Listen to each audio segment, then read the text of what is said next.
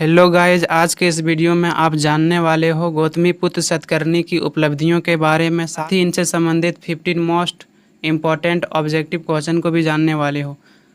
जैसे कि आपने वीडियो में ही देखा कि ऐसे आंसर लिखकर टॉपर बने, बिल्कुल आपने सही देखा गाइज। आज के इस वीडियो में हम बताएंगे कि कैसे एक अच्छे आंसर को लिख सकते हैं। एक अच्छे आंसर को लिखने के लिए हमें किन किन बिंदुओं पर ध्यान देना पड़ता है।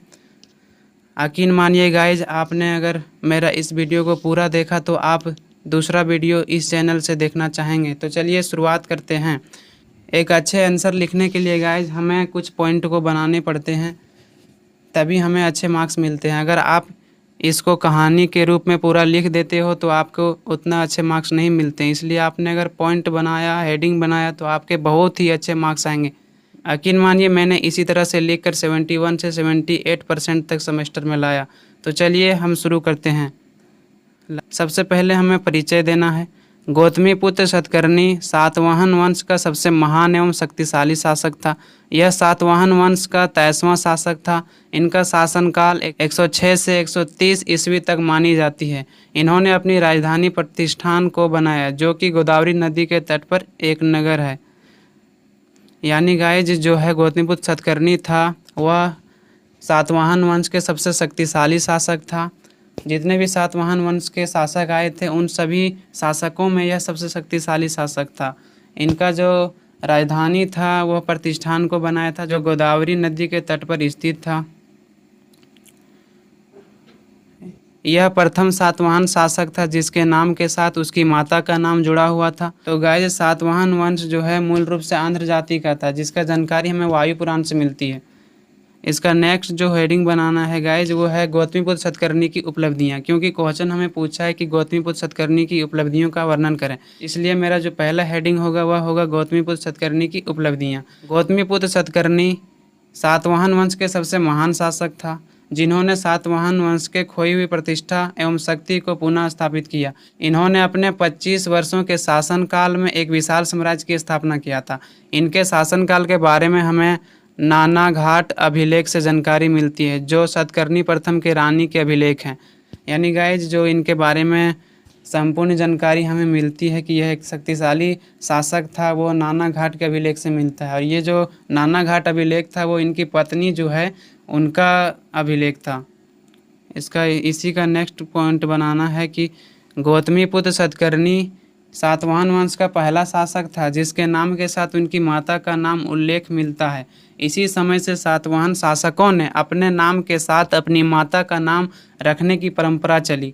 यानी यह प्रथम सातवाहन शासक था जिन्होंने अपने नाम के साथ अपनी माता का नाम जोड़ा था। इसी समय से सभी सातवाहन शासकों ने अपने नाम के साथ अपनी माता का नाम जोड़ने लगे।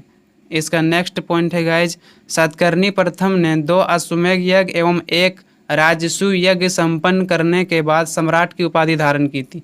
इनके विजयों के बारे में संपूर्ण जानकारी उसकी माता गौतमी बालश्री के नासिक शिलालेखों से मिलती है, नासिक अभिलेख से मिलती है। ऐसा माना जाता है कि गौतमीपुत्र सतकर्णी के पिता को शकों ने मारा था और इनके कई प्रांतों पर अधिकार कर लिया था। यानी जो इनके माता की द्वारा बनाए गए नासिक अभिलेख है उससे यह पता चलता है गाइज कि सतकर्णी जो था इन्होंने पहले 2 यज्ञ कराए और 1 राजसूय यज्ञ कराए। इस प्रकार से 3 यज्ञ कराए और इन्होंने अब जो है सम्राट की उपाधि धारण की। नेक्स्ट इसका जो हेडिंग डालना है गाइज वो है विजय एवं साम्राज्य। गौतमीपुत्र सतकर्णी एक ब्राह्मण राजा थे। यह सभी सातवाहन शासकों से शक्तिशाली एवं योग्य था, जिसके कारण शकों द्वारा सातवाहन के जो राज्य पर कब्जा कर लिया था इन्होंने उन सभी राज्यों को शकों से पुनः जीत लिया और अपने वंश के प्रतिष्ठा को पुनः स्थापित किया। यानी इसमें कहा गया है कि गाइस कि गौतमीपुत्र सतकर्णी जो था वो एक ब्राह्मण राजा थे।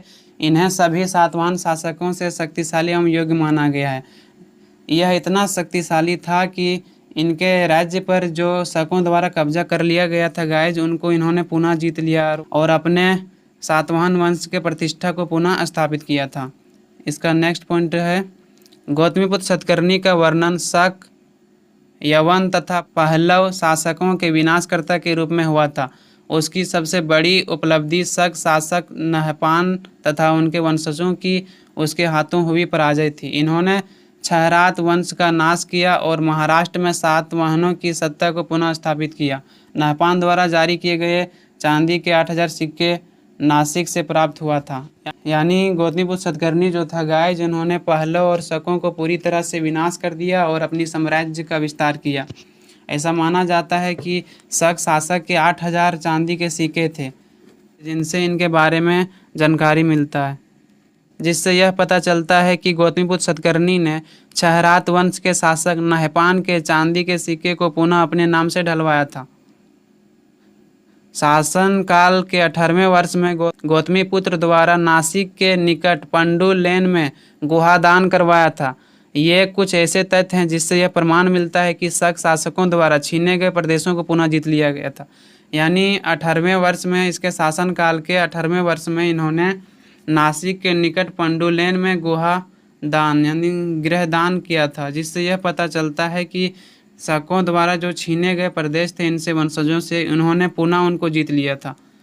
नेक्स्ट पॉइंट है गाइज, नहपान एक ऐसा शासक था जिनके साथ इन्होंने बहुत ही भयंकर युद्ध किया था। नहपान का यह घमंड था कि गौतमीपुत्र के पिता को धूल चटा दिया था, इन्हें भी आसानी से पराजित कर दिया जाएगा। यही सोचकर नहपान ने कई राजाओं जैसे यवनों पहलवों से मिलकर युद्ध किया, जिसमें गौतमीपुत्र ने नहपान को पराजित कर दिया। यानी नहपान जो था वह सोचता था कि सातवाहनों को इन्होंने बहुत ही बुरी तरह से पराजित कर दिया है और यह गौतमीपुत्र सतकर्णी को भी आसानी से पराजित कर देगा, लेकिन इन्होंने गौतमीपुत्र सतकर्णी को पराजित नहीं कर पाया। गौतमीपुत्र सतकर्णी ने इन्हें पराजित कर दिया और इनके जो राज्य पर अधिकार किया था उन्हें पुनः ले लिया, यानी उन्हें पुनः जीत लिया। नहपान के साथ उसका युद्ध उसके शासनकाल के 17वें और 18वें वर्ष में हुआ तथा इन युद्ध में जीतकर गौतमीपुत्र ने उन राज्यों पर अपना अधिकार प्राप्त कर लिया। नेक्स्ट जो पॉइंट बनाने हैं गाइज, वो है त्रिसमुद्र तोपितवाहन। यानी इसका अर्थ क्या होता है हम समझते हैं। इसका अर्थ होता है कि गौतमीपुत्र के घोड़ों ने 3 समुद्रों का पानी पिया है। इसका शाब्दिक अर्थ यह है कि इनका साम्राज्य उत्तर में मालवा से लेकर दक्षिण में कर्नाटक तक फैला हुआ था। इसके बारे में नासिक गुहा अभिलेख से पता चलता है, जो इनकी माता गौतमी बालश्री की अभिलेख हैं। यानी गाइज इसमें यह कहा गया है कि जो गौतमीपुत्र सतकर्णी थे, उनका जो साम्राज्य था बहुत मालवा से लेकर दक्षिण कर्नाटक तक फैला हुआ था, इसलिए इन्हें त्रिसमुद्र तोपितवाहन कहा गया है। नेक्स्ट जो बनाना हेडिंग गाइज, वो है गौतमीपुत्र सतकर्णी का स्वभाव। गौतमीपुत्र सतकर्णी का स्वभाव के बारे में नासिक अभिलेख से पता चलता है कि यह एक न्यायी किस्म के व्यक्ति थे। यह अपने प्रजा के प्रति आदर व सम्मान करते थे और जनता भी इन्हें भगवान मानते थे। यह माना जाता है कि इनके स्वभाव इतने ही अच्छे थे कि अगर कोई भी इनके विरुद्ध बात करते थे तो जनता उस पर भड़क जाता था।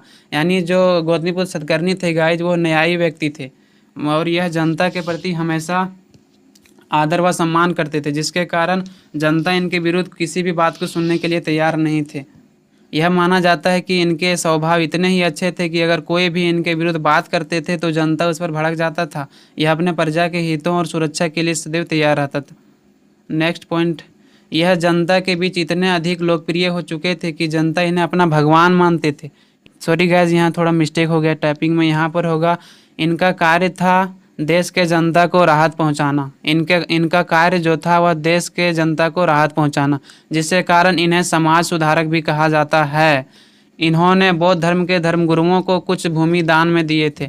इन्होंने अपने शासन के 18वें वर्ष में नासिक के पास एक गुफागृह बनाकर उनका दान किया था। अपने शासनकाल के 24वें वर्ष में साधुओं को भी कुछ भूमि दान दिया था। इसके बाद देखते हैं गाइज निष्कर्ष। गौतमीपुत्र सतकर्णी सातवाहन वंश के सबसे महान शासक इसलिए माना जाता है क्योंकि आज तक सातवाहन वंश में इतने योग्य एवं शक्तिशाली शासक नहीं बना था।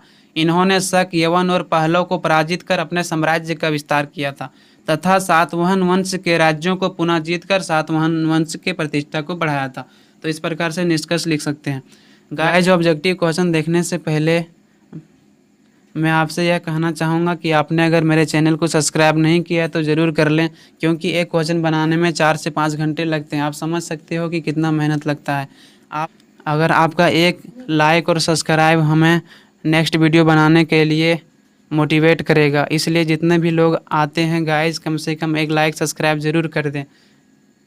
मुझे अपना छोटा या बड़ा भाई मानकर सपोर्ट ज़रूर करें। तो चलिए हम लोग ऑब्जेक्टिव क्वेश्चन को जानते हैं। फर्स्ट ऑब्जेक्टिव क्वेश्चन है कि सातवाहन वंश की स्थापना किसने की थी? तो इसका राइट आंसर होगा सिमुक। दूसरा है सातवाहन वंश के संस्थापक सिमुक को पुराणों में किस नाम से जाना जाता है? तो इन्हें जो है वो सीसुक और सिंधुक के नाम से जाना जाता है। तीसरा है सातवाहन वंश के किस राजा का नाम सांची स्तूप के प्रवेश द्वार पर अंकित है? तो इसका राइट आंसर है सतकर्णी प्रथम का। चौथा क्वेश्चन है गाइस की गौतमीपुत्र सतकर्णी के समय तथा विजयों की जानकारी कहाँ से मिलती है? तो जो इसका जानकारी मिलता है वो नासिक अभिलेख से। नासिक अभिलेख है गाइस, वो इनके माता ने बनाई थी। पांचवा है गौतमीपुत्र सतकर्णी की माता का नाम क्या था? तो इनके माता का जो नाम था गाइस वो था गौतमी बालश्री। छठा है नासिक अभिलेख किसने बनाया था? राइट आंसर है गौतमी बालश्री ने। सातवां क्वेश्चन है गाइस कि सातवाहन वंश का प्रथम राजा जिसने अपने नाम के आगे अपनी माँ का नाम जोड़ा था। इसका राइट आंसर जो होगा गाइस वो होगा गौतमीपुत्र सतकर्णी, जैसे कि मैंने आपको बताया था। आठवां क्वेश्चन है गाइस कि सातवाहन साम्राज्य की खोई हुई प्रतिष्ठा को पुनः स्थापित करने वाले राजा का नाम क्या था? इसका राइट आंसर होगा गाइस गौतमीपुत्र सतकर्णी। नौवां क्वेश्चन है कि दक्षिण पथ के भगवान के रूप में किस सातवाहन राजा को जाना जाता है? तो ये होगा सतकर्णी को, गौतमीपुत्र सतकर्णी को। 10वां क्वेश्चन है गाइस कि नाना घाट के शिलालेख पर किस सातवाहन राजा की विजय गाथा का उल्लेख मिलता है? तो गौतमीपुत्र सतकर्णी प्रथम का उल्लेख मिलता है। नाना घाट अभिलेख किसने बनाया था गाइस? तो ये इसकी पत्नी ने बनाई थी। 11वां क्वेश्चन है 2 अश्वमेध और 1 राजसूय यज्ञ कराने वाला सातवाहन शासक कौन था? तो इसका राइट आंसर होगा सतकर्णी प्रथम। 12वां क्वेश्चन है गाइस कि कलिंग नरेश खारवेल ने सातवाहन शासक सतकर्णी प्रथम को पराजित किया था। इसका उल्लेख किस अभिलेख में किया गया है? तो इसका जो उल्लेख किया गया है गाइस वो हाथी गुफा अभिलेख में। 13वां क्वेश्चन है भारतीय इतिहास में भूमिदान का उल्लेख किस राजवंश से मिलता है? तो इसका राइट आंसर होगा सातवाहन वंश में। 14 क्वेश्चन है गाइस कि सातवाहन शासकों की राजकीय भाषा क्या थी? तो इसका जो राजकीय भाषा था वो था प्राकृत। 15वां क्वेश्चन है गाइस कि वायु पुराण के अनुसार सातवाहनों ने कितने वर्षों तक शासन किया था? तो इसका राइट आंसर होगा 411 वर्षों तक। उम्मीद करता हूँ कि गाइस आपको ये वीडियो बहुत ही पसंद आया होगा, आपको समझ में आया होगा। अगर आपको इससे थोड़ी भी सहायता मिली होगी गाइस तो please like, subscribe and share ज़रूर करें, ताकि मैं नेक्स्ट वीडियो इससे और बेस्ट आप लोगों के लिए बना सकूं। आज के लिए इतना ही, मिलते हैं नेक्स्ट वीडियो में। आप समीर रिसर्च सेंटर को ज़रूर सपोर्ट करें।